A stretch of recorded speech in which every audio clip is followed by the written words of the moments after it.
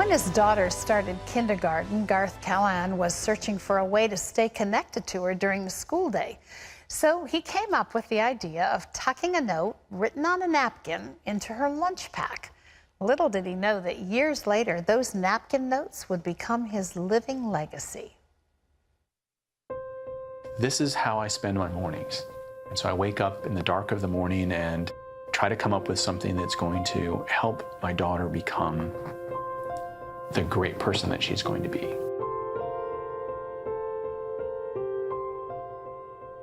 I started getting the notes in kindergarten, and they were very infrequent.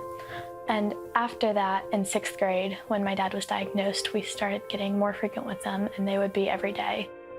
This is the infamous napkin note box.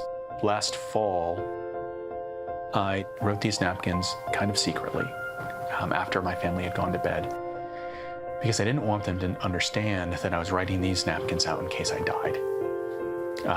But Emma had 826 school days left until she would graduate from high school. And I was committed to making sure that she had a napkin for every school day. Please welcome to the 700 Club, Garth Callaghan. Garth, welcome. It's so nice to have you Thank here. you so much for having me. Talk a little bit, if you will. Your book is called Napkin Notes. It's just a powerful book of the opportunity we have, really, to pour ourselves into the lives of our children in what would seemingly be a small way. But it's had powerful impact, not just on your daughter, but now it's going to have impact on lots of people. How did your cancer diagnosis change the kind of notes you were writing? Well, when I was first diagnosed with cancer, I suddenly was presented with my mortality. Really for the first time. I was in my early 40s and hadn't really thought about dying, and really hadn't thought about legacy, or hadn't thought about what would happen if I wasn't here to help guide my daughter. So suddenly each note, as opposed to being important for that day, really started to become important for a lifetime. And they've been obviously very important to Emma. Do you have some favorites? I Things do. that you've written? You've brought some with us. Share so we can get an idea of what it is you write. Sure. So I look to the greats sometimes. So sometimes I can inspire myself, but sometimes I have to look elsewhere too. This is one of Emma's favorite notes. And it's a time when she was back in kindergarten, I think. And I said, "Dear Emma, remember the girl who looked down from the jungle gym as Colin was saying, 'I'll save you, Emma.' And you replied, 'I'll save myself. Be that girl, be brave. Love, Dad.'" And that's really important because I want her to grow up to be this strong, confident young woman. And this note really embodies that. My absolute favorite childhood note that I wrote to Emma is a quote from Dr. Seuss. "Why fit in when you were born to stand out?" Ooh, I like that. And this is my newest favorite, and I take it personally. It's a quote from Mother Teresa. "If you can't feed 100 people, then feed just one." Boy, that's a get started note. Absolutely. And I think people, this really speaks to people who have a tendency to kind of throw up their arms and say, "I can't do this. The situation, the problem is too big.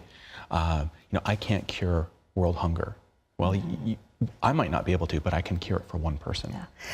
Garth, has writing these notes to your daughter given you some sense of purpose and meaning in the midst of a very difficult situation in your own life? Absolutely. Each note gives me the opportunity to inspire myself, to look less about my sickness and my situation, and look outward and try to help other people.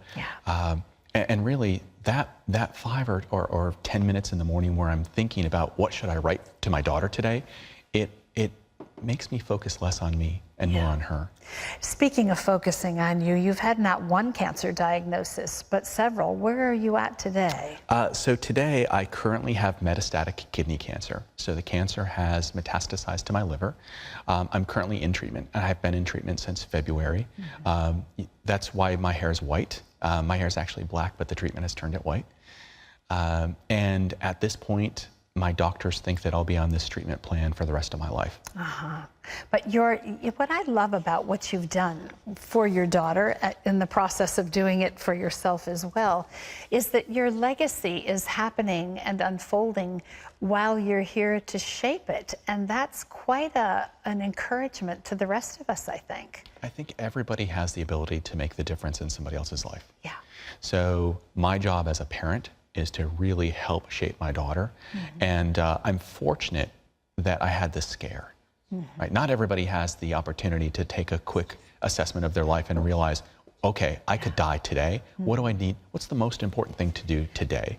I want to mention that Napkin Notes is a wonderful book. It's an inspiring book, a great encouraging book for others. It's going to be a movie. Yes, That's isn't that pretty crazy? Exciting. That is pretty crazy. My family and I, we are always walking around our house now looking at each other dumbfounded as to, because a year ago, there wasn't a book. There wasn't Napkin Notes as a movement, and there certainly wasn't an idea of a movie. And we are truly blessed. And really, we look at ourselves thinking, how has this happened? It's so crazy. Well, it happened because in the quiet of your heart, you listened to an urging to make a difference and to make lemonade out of lemons, not just for you, but for others. Well, I want to mention again, the name of Garth's book is Napkin Notes. It's available wherever books are sold. It's a great book to inspire you to live differently, to be better, to touch those around you. And so I encourage you to get a hold of it and watch for the movie. It's coming out. Great to have you with us. Thank you God so bless much. you for what you've done. It's wonderful.